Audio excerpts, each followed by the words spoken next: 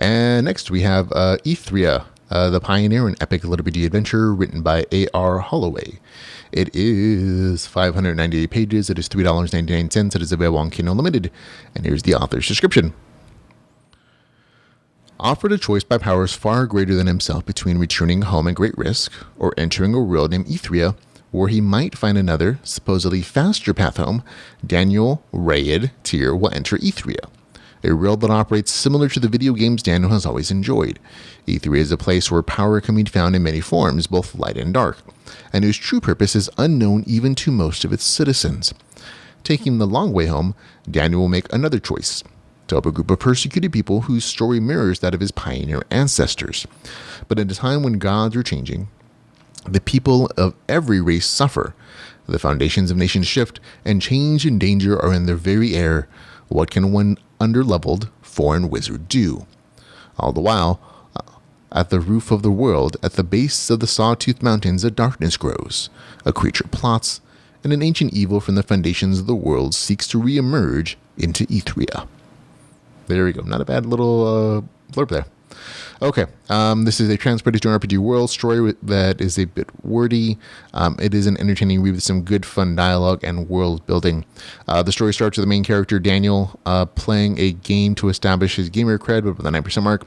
He's in this new RPG fantasy world. Once there, he's there for the entire story. The big plot of the story is that the main character is supposed to help a couple of gods in this world by creating a place for their long lost descendants.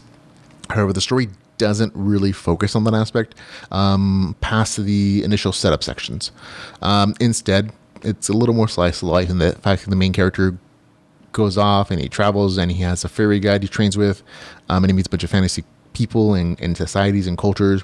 He gets into fights, he levels up, he talks a ton, but through that dialogue, you get to do the world building, the magic descriptions, and all that good stuff. But that's more of what it is, at least in the first half of the story. The first half is, again, the setup section of this novel. Again, it's a lot of slice of life adventuring, world building, loads of RPG and magic systems explained, and lots of dialogue. This is a dialogue heavy story. The last half of the story, however, is almost all combat. Not that there's not combat in the first half, but it's more of a minor thing. The second half, major thing, just tons of combat. The structure and the pacing of the novel probably could have used some more evening out, in my opinion, with a little more conflict sprinkled in the first half, which was a little dialogue heavy, and maybe some slower moments in the second half to do other things. But that's a minor point. Game mechanic wise, this is a pretty solid system. It's actually one of the things I liked about the story the most. There's loads of information about the RPG progression system, and while some of it's going to be familiar, there are a couple unique game mechanics that I thought were interesting, including some things related to the spell description and some negative consequences to spell descriptions that I thought were, or spell casting, that I thought were really nice, including some different stats that affected mental stability, and I thought this was a really interesting mechanic to introduce, and it gave this a different vibe than some of the other things you might be just straight like D&D related kind of stuff. There are a couple places where I think some of the modified spells probably could have been set up better, instead of just like, oh, by the way, I made modifications with your spells, here's the results, without like the actual descriptions of the modifications necessarily. But beyond those things, the author really goes out of his way to make sure the story follows the system he set up, including, again, the negative consequences to spellcasting, which I always appreciate in that when a system is set up, and an author follows his own rules, it makes the game mechanics feel like they're important, and they feel like they're as important as physics or like the magical rule systems that is in place. The author essentially doesn't try to bypass any of those things for story, which I always appreciate personally, just because that's one of the things as a gamer that you're used to, and that makes that grounds a story in something that's familiar, and that you can't always, without like, let's say have cheat codes, you just have to follow the rules, and you have to understand them to progress and to do well, and that's definitely a part of what the story is. One of the other things, like the part of the plot is about, the setup is supposed to be the main character is supposed to build this settlement for these people, right? So I kind of expected that there would be more town building. Unfortunately, it's kind of a minor aspect. So just as an FYI, don't expect too much downloading. There's a minor bit, but it's not like a super big part of the story that I thought it was going to be, considering that plotline.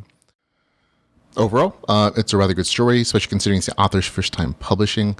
There are a few minor, semi-regular spelling and grammar issues, but nothing that really ruined the story for me in any way, shape, or form, or really bothered me. But other reviews did note it. However, all that's more than outweighed by the things I enjoyed about the story, including the way the author made the game mechanics an intricate part of the story, the good snarky humor, and the good world building. Those are the things that I really enjoyed about the story the most. There may be a little bit too much dialogue for some people. Like I said, this is definitely a dialogue-heavy story, but there's also how the author does his character development, how he conveys his world building through conversations, and how he explains systems. So it's a part of the story. However, I like the way the author did all these other things so much that those are just minor things. For me, the novel gets a score of 7.5 out of 10. It would probably have gotten a little bit of a higher score without those other issues. But again, this is still a very good, solid story that I actually enjoyed quite a bit more than I was expecting to. So, yay. That's Ethria, the Pioneer, an epic LitRPG adventure with the score of 7.5 out of 10.